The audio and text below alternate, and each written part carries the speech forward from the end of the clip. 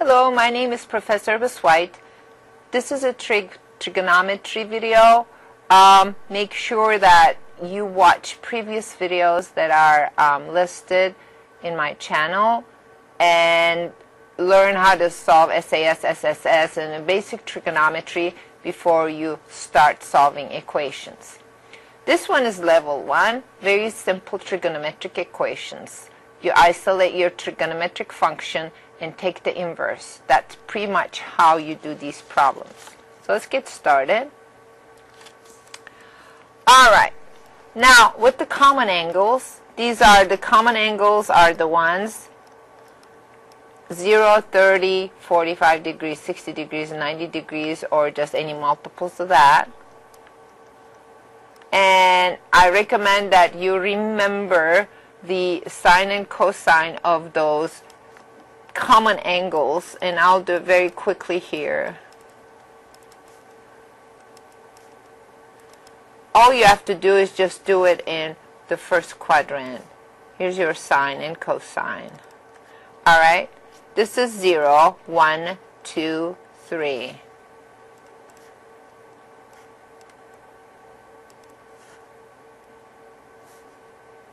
Then you put the rads, and then this is 0, this is 1. And cosine complementary, so that means it's going to come back the opposite. The other thing that you need to know, the sine convention of sine, cosine, and tangent. The sine works just like y, so up is positive, down is negative. Cosine works just like x, right is positive, left is negative. And tangent is sine over cosine, so it's going to be positive here, and anywhere else it's negative. Now that you know how this works, we are going to ask what is the answer to solve cosine x equals negative rad 3 over 2. Alright, now the first thing you need to know, and then they will tell you it's conditional because they want this condition satisfied. I want my x to be between 0 and 2 pi. Oh, you don't have to put an equal in here because it is already taken care of in the 0 because you go around one time. So in one revolution. Okay, so cosine of x is negative rad 3 over 2. Ignore the negative first. What angle in this little table gives me cosine of rad 3 over 2? You just go cosine of rad 3 over 2. Oh, that's 30 degrees. Okay, answer it in. So I just put x 30 degrees. That's my reference angle because I did not take care of the negative positive problem. Now 30 degrees is pi over 6 radians. And draw your little circle. Pi over 6, where is that? Right here. But the problem is I'm asking the cosine, and cosine is positive and negative. So that means it cannot be in quadrant 1. It has to be either here or here. Do you understand that problem? Alright, then I go, okay, if this is pi over 6, what is this going to be? That is going to be, you have to measure it this way. So what is that going to be? Let's call the A. A is going to be pi, the whole thing, minus pi over 6. When you plug that in, 6 pi over 6 minus pi over 6, and that gives me 5 pi over 6. That's the first one, this guy. Let's do the other guy in blue. So let's call that B, and it's going to go like this. How's that going to work? B is going to be pi plus pi over 6, and that's going to be 6 pi over 6 plus pi over 6, and that is 7 pi over 6. Alright, so what's the answer? The answer is x is either 5 pi over 6 or 7 pi over 6. Let's say they did not specify this, but let me take this selection tool, and then let me copy the problem. They asked me this problem. Okay, instead of, this is the second problem. Instead of saying solve da da da da da, and then here they said, okay, do not restrict yourself, just have an answer that's going to be x is a real number. Okay? Alright, that's in radians. You do the first part of the problem exact the same way and get to this point. And you got x equals 5 pi over 6 or 7 pi over 6, just like you did before. Now I'm going to go around one revolution, second revolution, or I can even go the other way around. So how do I write that?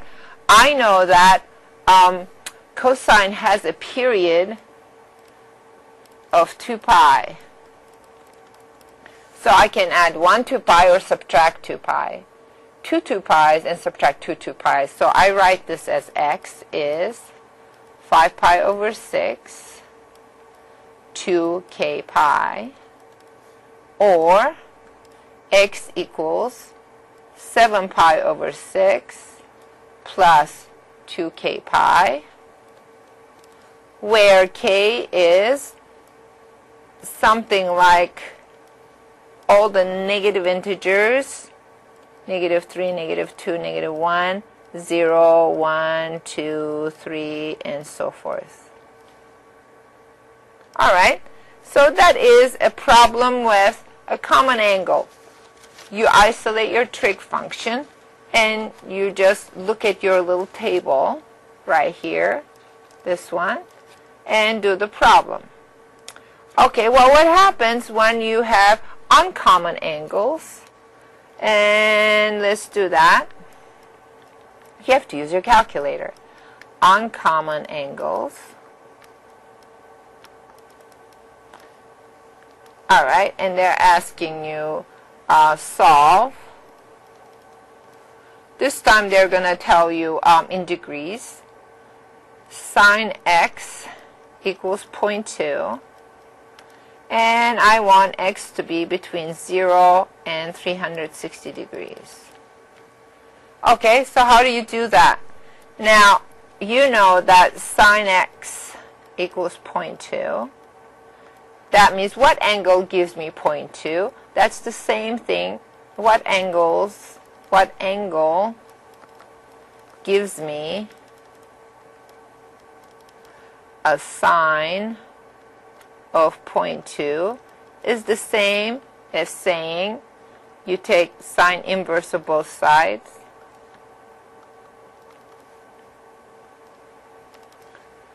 Then sine inverse and sine cancel out because you are in the first quadrant. So it is this problem, taking sine inverse of 0.2. Wow, that's pretty cool. Then I go to my handy dandy calculator. I want my answer in degrees. So let's go in there. So make sure that I have it set in degrees. Yes, it is. Get out of there. And I know sine inverse is, built into my calculator. Sine inverse of 0.2.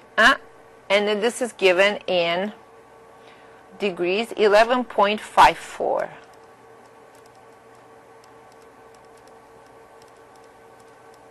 Alright, now is this the only angle that I have? I need to go to my little thing.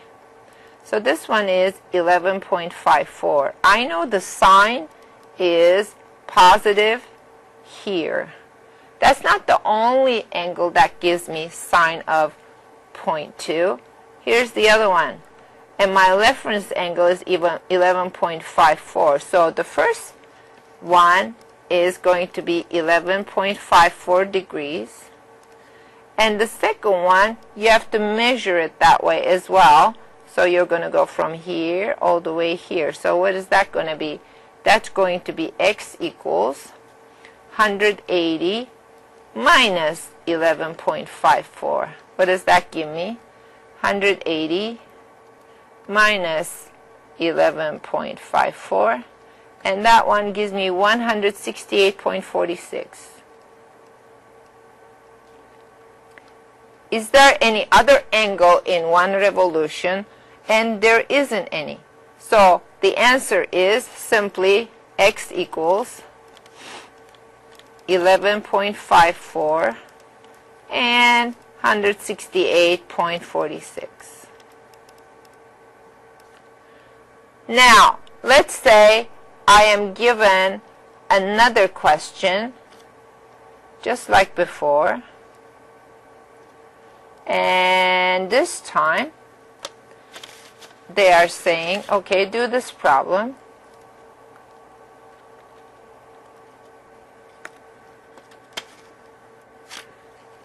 Here's a completely different problem. And they are saying, okay, well, do not restrict yourself. Just simply answer the question. And I want to know, what are all the possible values? So, just like before, you're going to do the first part, identical to previous problem.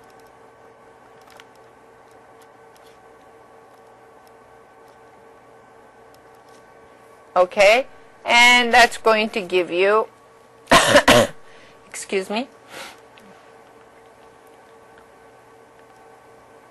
x of 11.54 in one revolution. Those are the only possible answers.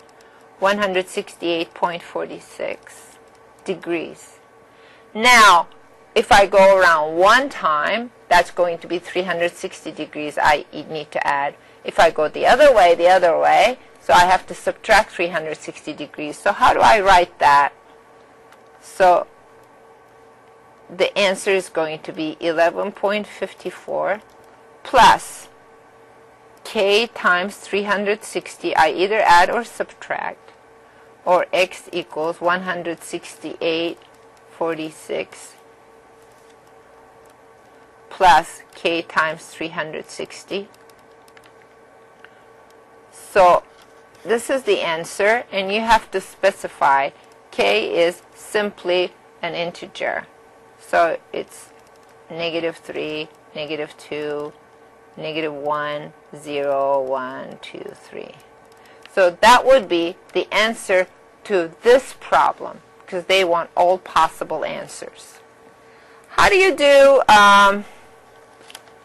secant, cosecant, cotangent problems? You do them the same way.